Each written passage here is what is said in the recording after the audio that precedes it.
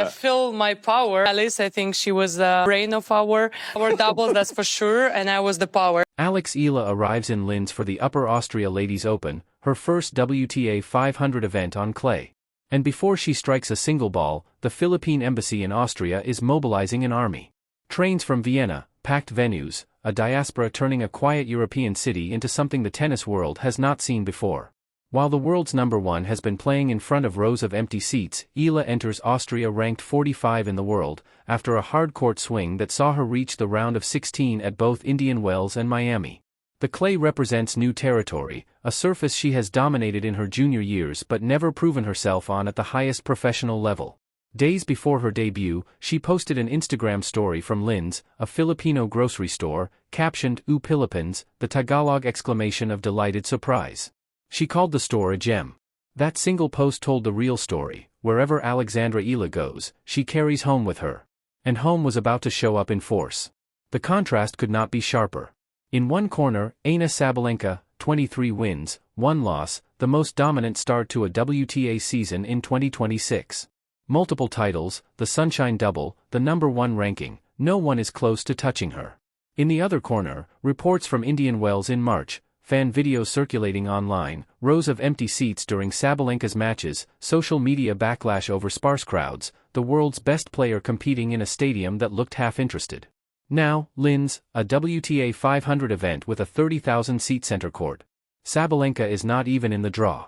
The top seeds are Mira, Andrea, and others. And yet, drama channels across YouTube are reporting something else entirely. Claims of Sabalenka's frustration, speculation of panic, sources suggesting she cannot understand why her dominance on court seems to matter less outside the biggest arenas. This does not translate to dominance in the stands. Because while she has been winning matches, Alexandra Eala has been winning something far more valuable. The tournament director saw it coming before anyone else. Sandra Riel, former professional player and now the woman running the Upper Austria Ladies Open, gave an interview to ABS-CBN Sports on April 5. Her words were unambiguous: it's great for the Philippines, Filipinos, and tennis fans to have an amazing player. Alexandra is unbelievable. Great for the Philippines. Such an amazing player. Riel did not stop there. She confirmed Eala would play every one of her matches on center court, not the outer courts, not practice courts with temporary seating, the main stage, 3,000 seats, all of them, for her. Riel knew what was coming. Reports from multiple Filipino media outlets and social media accounts detailed the mobilization happening across Austria. Approximately 30,000 Filipinos live in the country, many concentrated in Vienna, just a short train ride from Linz. The Philippine embassy issued public encouragement for fans to attend. Calls to support, calls to show up. This is no longer just a tennis tournament. This is a cultural event. Put yourself in the position of any other player in that draw. You arrive expecting a standard WTA 500 atmosphere, professional, respectful, a few hundred committed fans scattered across the week. Instead, you walk into a wall of sound, thousands of voices, flags everywhere, a single name chanted over and over, and that name is not yours. While this explosion of identity and pride is unfolding in Austria, the contrast with Sabalenka's recent experiences becomes impossible to ignore. Indian Wells in March documented sparse attendance during her matches, with fan videos showing sections of the stadium nearly empty. Social media posts called it out. The backlash was real enough that tennis forums spent days dissecting it.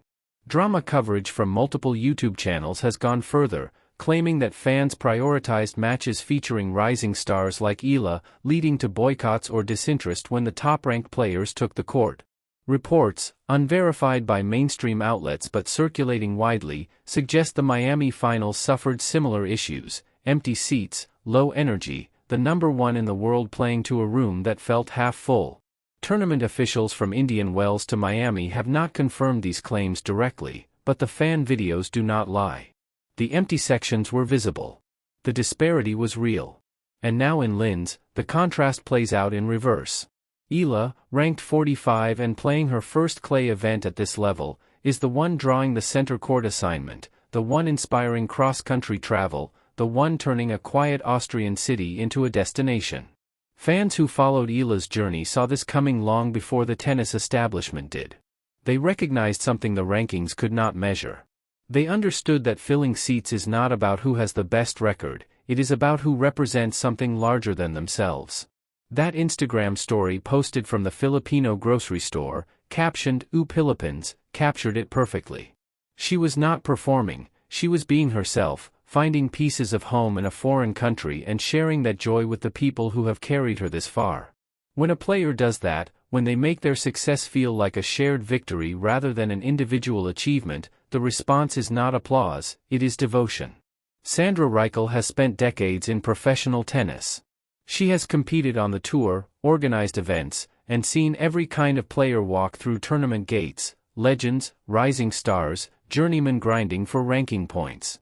When she calls Alexandra Eala unbelievable, she is not speaking as a casual observer. She is speaking as someone who understands what separates a good player from a phenomenon. Reichel did not have to put Eala on center court for every match. The tournament could have scheduled her on an outer court for the early rounds, saving the main stage for higher seeds. That is standard practice.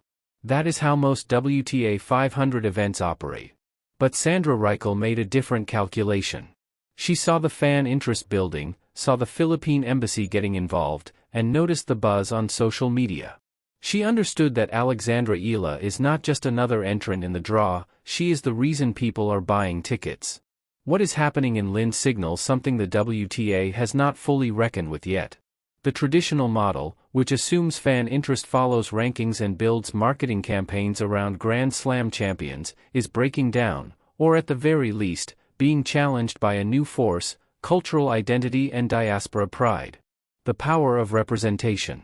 Filipino communities exist in nearly every major city on Earth, over 100 million people in the Philippines itself, and millions more spread across the Middle East, Europe, North America, and Asia. When one of their own steps onto a tennis court, it is not just a match.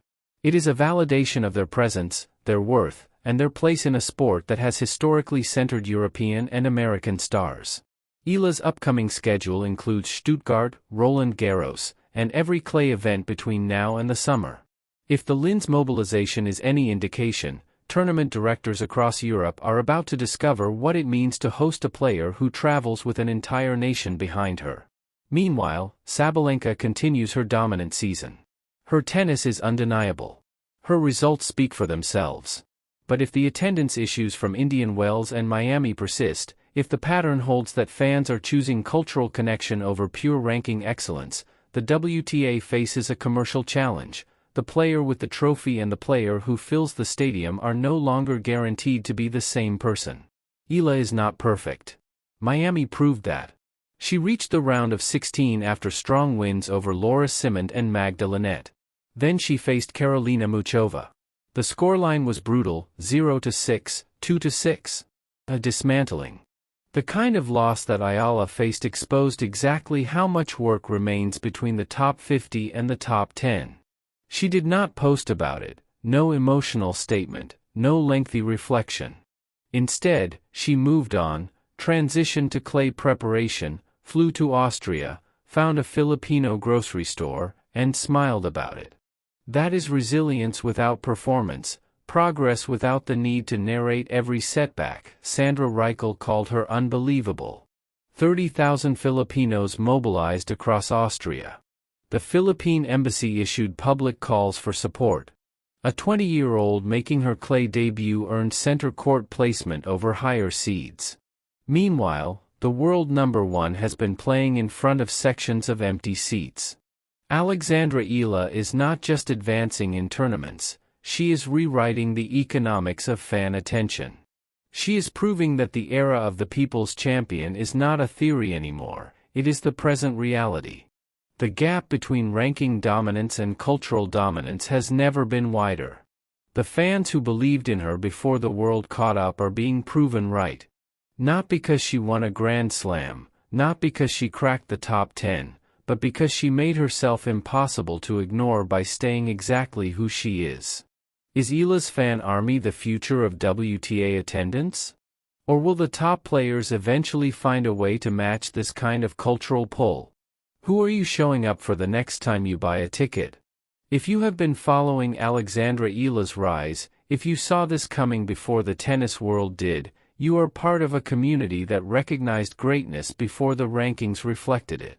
Subscribe, Because this story is just reaching the clay courts, and what happens at Roland Garros will make Linz look like a warm-up. Drop your predictions below. How far does she go in her first real clay campaign at this level? The believers were right. The world is